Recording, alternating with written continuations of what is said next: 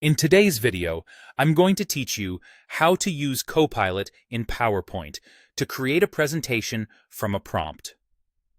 Copilot in PowerPoint uses AI to turn a short description of your topic into a complete slide deck, including titles, body text, layouts, visuals, and even speaker notes.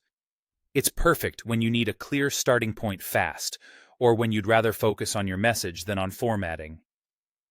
Begin by opening PowerPoint, either the desktop app or the web version, and start a new blank presentation. Make sure you're using an account that has access to Copilot so the features appear as expected. At the top of the window, look for the Copilot icon on the ribbon and click it to open the Copilot pane on the right side. From there, you can choose Create a Presentation or simply type your request directly into the chat. The more specific your prompt, the better Copilot can tailor the deck.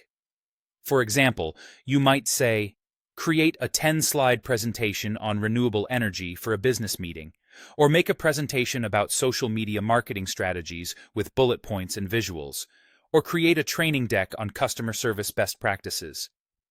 Include your audience, tone, length, and any must-have elements. Then press Enter or click Send. If you want Copilot to base the content on existing material, add a reference file. Click the paperclip icon in the prompt box, or type a / to attach a Word document, PDF, or even an Excel file. Copilot will read that file and incorporate relevant information into your slides. Clean, well-structured source documents produce the best results. Copilot will first generate an outline, showing the flow of topics and sections.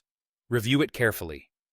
Use the Edit or Pencil button to rename sections, add or remove items, or ask Copilot to refine the structure for a different audience or time limit.